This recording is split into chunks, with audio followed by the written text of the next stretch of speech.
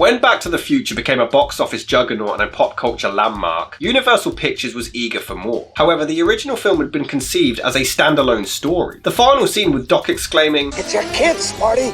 Something has got to be done about your kids!" was meant as a playful cliffhanger, not a setup for a trilogy. But fan demand, studio pressure, and an expanding sci-fi market led director Robert Zemeckis and writer Bob Gale back to the time machine. In 1986, Universal greenlit not just a sequel, but two to be filmed back to back, which was a rare and ambitious move at the time. This gave the filmmakers the freedom to expand the narrative into an epic time travel saga. The idea to split the story into two movies came when the plot became too massive to fit into a single film, especially with the Western elements intended for part 3. Before Hollywood heard this idea and thought, this sounds good. Oh, this is heavy. Which is incredibly risky when you consider the fact that this was the late 80s. Nowadays it's not uncommon to film an entire trilogy back to back, but to do two at once on such a grand scale with such big special effects and production was incredibly daring. Gale started writing most of the first draft by himself while Zemeckis was busy making Who Framed Roger Rabbit, but this version was very different to the film we eventually got. Originally, the movie's third act was going to take place in 1967, where Lorraine was an activist protesting the Vietnam War and George was a college professor at Berkeley University. Rather than repeat the structure of the first film, Zemeckis and Gale chose to double down on the time travel concept, exploring paradoxes, alternate realities, and the butterfly effect. Marty McFly and Doc Brown must travel to the future to prevent Marty's son from going to jail, only to return to an altered 1985 where Biff Tannen has used a sports almanac to become a corrupt billionaire. This leads to yet another trip back to 1955 where Marty must avoid his past self while fixing the timeline. This layered meta-narrative was a bold leap in complexity for a mainstream blockbuster, and part 2 became one of the earliest movies to deep dive into the multiverse concept, decades before it became a Hollywood trend. Fox reprised his role, now playing multiple versions of himself as 1985 Marty, 2015 Marty, Marty Jr., and even Marlene McFly, his daughter. A comedic gender-bending performance that took hours of prosthetic work. But to be fair, it's really good makeup because for years I had no idea that was Michael J. Fox. How do you know about that? Lloyd returned as the eccentric Doc, now a more central figure in the plot. He also portrayed two Docs at once in the 1955 sequences, a technical marvel of split-screen effects. Wilson's role was vastly expanded. He played young Biff, old Biff, and alternate 1985 Biff, a Trump-like tycoon inspired by the 1980s excess. His versatility became a highlight of the movie. He also played Biff's grandson Griff in 2015, complete with a motorized gang and enhanced cyber implants. Claudia Wells, who played Marty's girlfriend Jennifer in the first movie, did not return due to personal reasons. She was instead replaced by Elizabeth Shue. And to maintain continuity, Part 2 reshot the ending of Part 1 with the new actress, which is a rare and meticulous attention to detail, but very distracting when they changed Doc's reaction to certain lines. What, do we become assholes or something? No, Marty.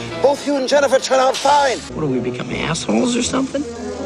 Oh, no. You and Jennifer both turn out fine. And they also removed dramatic pauses for certain lines as well. Hey, Doc, we better back up. We don't have enough road to get up to 88. Roads?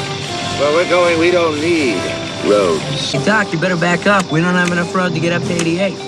Roads? Where we're going, we don't need roads. It's weird. Crispin Glover, who played George McFly, did not return due to salary disputes and creative disagreements. According to Glover, he was only offered $125,000 to come back. Only. Which was reportedly less than half of what the other returning actors were offered. However, Bob Gale rejected this claim, arguing that Glover's salary demands were far too high for an actor of his stature at the time. How dare you! Put some respect on his name! This man was in Friday the 13th Part 4, the final chapter. Very good. Glover would later claim that the reason he didn't come back was not because of money, but because he objected to the film's message, as he felt that the story rewarded the characters with financial gain rather than love. Isn't the whole point of the movie going against the pursuit of financial gain? Rather than write George completely out of the film, the filmmakers decided to include the character by reusing unused footage of Glover from Part 1, combined with new footage from actor Jeffrey Wiseman in prosthetic makeup to resemble the original actor. However, this technique enraged Glover so much that he filed a lawsuit against the producers, claiming that they did not own his likeness and therefore had no right to use it without his consent. A deal was eventually reached out of court, but the ensuing drama was so great that a new clause had to be created within the Screen Actors Guild, which stated that producers and directors are not allowed to recreate an actor's likeness without their express permission. Except in the DCEU, apparently. Oh, and the only shot of legit Crispin Glover is this one. Yeah, that was it. He probably got paid hundreds of thousands in a settlement for those few seconds. Not bad. The most iconic segment of the film is its vision of October the 21st, 2015. When it came to writing the film's depiction of the future, Zemeckis said that while he and Gale did research predictions by scientists of what might happen by 2015, he also said that the movie was never intended to be a serious attempt at predicting the future. Although despite this, they ironically did predict several things, such as news drones, video chat systems, widescreen TVs, animated billboards, wearable technology, tablet computers, fingerprint scanners, electronic payment methods, hands-free video games, and even VR headsets. But no one has a mobile phone for some reason, even though they were around in 1989 when they made the film. But they really thought we'd still be using fax machines in 2015? The filmmakers leaned into a satirical take on corporate dominance and tech obsession. Future Hill Valley featured hoverboards. The floating skateboards became cultural legends, sparking decades of myths and tech pursuits. You at least have hoverboards? They call them hoverboards, but they're not really hoverboards. Self-lacing Nike shoes, which Nike actually made real versions in 2011 and 2015 as limited releases. Jaws 19 in 3D, directed by Max Spielberg, a nod to Steven's son, poking fun at Hollywood's sequel obsession, even making fun of the effects. Shark still looks fake. Although the original script was going to be a Godzilla movie. And ironically, one did come out in 2014. Pretty close. Flying cars, holograms, video phone calls, fingerprint payment, and Google Glass style devices, many of which foreshadowed real technology. And all these people have got here in their flying cars. No, you know what? We never figured out flying cars, actually. We never did figure that out. Despite popular myth, Mattel never made hoverboards, but demand from fans was so intense that the term entered everyday vocabulary. That's good, but if you don't mind me asking, what the hell have you guys been doing for 30 years? Filming part 2 and part 3 immediately after was a logistical nightmare. Zemeckis would shoot scenes for both movies in the same week, travelling from the future to the Old West between takes. The visual effects were revolutionary for the time. Industrial Light and Magic pioneered VistaGlide motion control cameras to film multiple versions of the same actor in a single shot, allowing for seamless interaction between different versions of Marty or Doc. The scene where Marty has dinner with himself and his future family involved Fox playing 3 roles at once, filmed with motion control rigs and precise eye lines. And Eddie Murphy saw that and thought, hey, I can make a career out of this. This can't be happening! Jokes aside, the portrayal of alternate 1985 Biff was supposedly genuinely inspired by Donald Trump, and the writers were also inspired to show the future as a relatively nice place, rather than the dark dystopian hellscape it was normally portrayed in at the time. Back to the Future Part 2 was released on November the 22nd, 1989, just in time for Thanksgiving, opening at number 1 at the box office and grossing $332 million worldwide. However, it wasn't nearly as financially successful as the first movie, which Zemeckis blamed on bad marketing. Universal chose to advertise the picture as a standalone story rather than part 2 of a 3-part trilogy, resulting in bad word of mouth when audiences were left disappointed by its cliffhanger ending, as opposed to the first movie's cliffhanger ending. Forget it! Reviews were far more mixed than the original, with critics praising the ambition and visual effects, but they were divided on the darker tone and convoluted plot. Audiences embraced the high-energy storytelling, especially the nostalgic return to scenes from the first film, now from an entirely new angle. While Part 1 had a near universal critical reception, Part 2 split critics but was hailed for its creativity and daring. Many found the tone too dark and the plot overly convoluted and confusing, and that the charm of the original just wasn't there. Just a reminder that the first movie had murder, rape, incest, and attempted rape several times. Forget it! Nevertheless, the movie was nominated for an Academy Award for Best Visual Effects, and over the years its reputation has only improved. Some even deeming it to be on par with the first and one of the best sequels ever made. Although the main premise doesn't actually work. So if Biff travelled back to 1955, somehow knowing how the hell the time machine worked, to give himself the sports almanac, he would have then travelled back to 2015, but this would now be an alternative 2015. So Doc and Marty wouldn't be there. In fact, the real Doc and Marty would have been trapped in their 2015 forever without a time machine to return to 1985, and my head hurts. Forget it! Though it wasn't initially seen as a classic like its predecessor, Back to the Future Part 2 has aged remarkably well. Its complex structure, alternate timelines and technological predictions have made it a cult favourite and a frequent point of reference in discussions on time travel logic in cinema. The film's version of 2015 inspired real-world technology. Back to the Future Day became a viral celebration with cast reunions, Nike mag shoes and themed screenings worldwide on October the 21st, 2015. Doc, it seems like 2015 kind of sucks. The Glover lawsuit resulted in stricter rules for using an actor's likeness without consent, which is now an industry standard, and it influenced time travel storytelling from Avengers Endgame to Rick and Morty to Loki. And this is the year 2015? Now hear me out. In 1 year's time, Biff is going to become president. I do love how this future, have all of this technology but still nobody else has invented a time machine. Yeah, this wacky weirdo who lives in a hellhole is the only person alive who knows how to build a time machine. I also love how fast-paced this trilogy is. On a technicality, all 3 movies take place in like a week or 2. I mean, it's like I was just here yesterday. You were here yesterday, Marty. You were. Although I'm not sure if it's an attempt to explain the inexplicable age of Doc's character, but he removes an old man's skin mask, but he looks exactly the same. What do you think? Ah, you look 17 again. I just love the clothes of 2015. They look amazing and totally don't look silly whatsoever. Doc doesn't make a lot of sense though. He continues his tirade of refusing to let Marty or Jennifer know anything about their future, but then happily shows Marty his son being arrested. In fact, he's obviously visited this moment several times before because he knows the exact second that the rain stops. Wait 5 more seconds.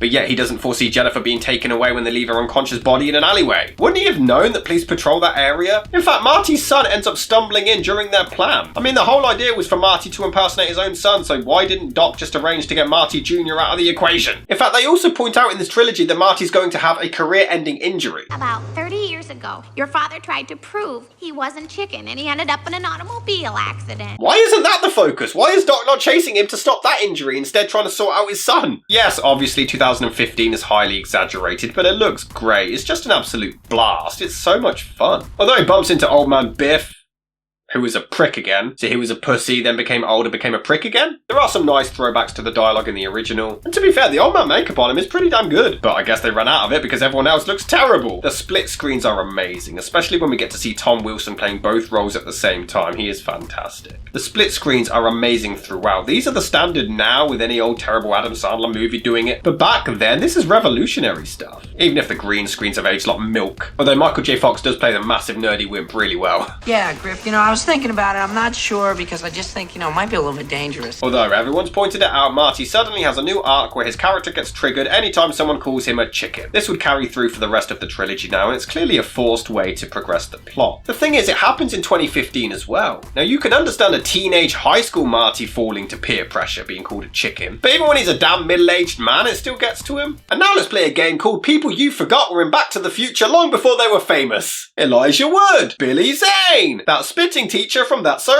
Raven, the heckling guy from Happy Gilmore.